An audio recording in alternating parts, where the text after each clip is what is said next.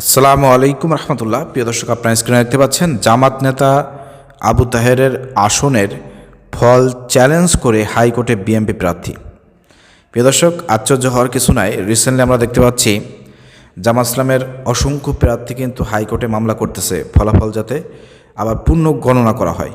কারণ আপনারা জানেন, আপনারা ব্যাপক পরিমাণ ভোট দিয়েছেন জামাত ইসলামীকে, এটা আমরা বিশ্বাস করি এবং জামাত ইসলামীও বিশ্বাস করে যে দেশের জনগণ জামাত ইসলামীকে ক্ষমতায় দেখতে চেয়েছিল।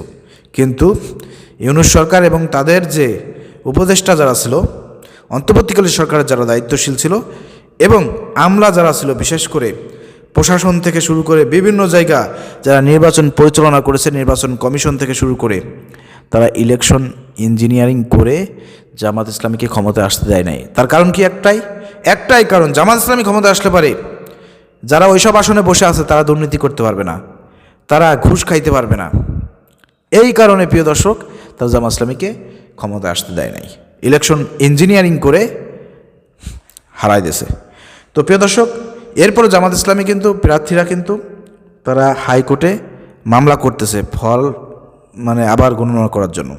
তো এটার দেখা দেখি আমরা দেখতে পাচ্ছি যে বিএনপিরও কিছু প্রার্থী, তারাও যেসব আসনে হারছে জামাতের কাছে, তারাও কি করতেছে, সেসব আসনে তারাও আপনার মামলা করতেছে ফলাফল যাতে পূর্ণ গণনা করা হয়।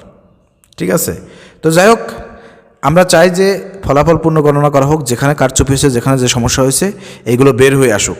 এবং রিসেন্টলি কিন্তু আপনারা দেখতেছেন প্রিয় দর্শক, অন্তর্বর্তীকালীন সরকারের ওই যে পরিবেশ যিনি উপদেষ্টা ছিলেন রেজওয়ানা, তার মুখ দিয়ে কিন্তু সব কিছু বের হয়ে গেছে। তিনি বলেছেন যে আমরা ওই পন্থীকে আমরা ক্ষমতা আসতে দিই নেই। সাংবাদিক বলেছিল তাদের তো কিছু অংশ বিরোধী দলে ঢুকছে, বিরোধী দলে আছে কোনো সমস্যা নাই, কিন্তু আমরা যে তাদেরকে মেন স্ট্রিমে আসতে দিই নাই। তার মানে কি? এদের প্রমাণ হয়েছে তারা পক্ষপাতিত্বমূলক কাজ করেছে এবং বিএনপিতে ক্ষমতায় আনার জন্য কাজ করেছে আর জামাতকে হারিয়েছে। আস্তে আস্তে আরও বেরিয়ে আসবে ইনশাল্লাহ। ঠিক আছে, চিন্তার কোনো কারণ নাই।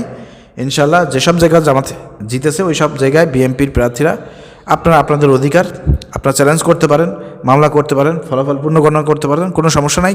কিন্তু জামাত ইসলামের নজর রাখতে হবে, খেয়াল রাখতে হবে এই সব জায়গা আবার কোনো ইলেকশন ইঞ্জিনিয়ারিং করে, ফলাফল গণনার ইঞ্জিনিয়ারিং করে যেন আবার কোনো কিছু না করে ফেলায়, এদিকে কিন্তু আমাদের খেয়াল রাখতে হবে। আর যেসব জায়গায় জামাতের লোকজন মামলা করেছে ওই সব জায়গা যাতে প্রপার ওয়েতে গণনা করা হয়, সেদিকে কিন্তু আমাদের খেয়াল রাখতে হবে। বুঝতে পারছেন? প্রিয় দর্শক, ভিডিও শেয়ার করে সবাইকে দেখার সুযোগ করে দেন। আসসালামু আলাইকুম রহমতুল্লাহ।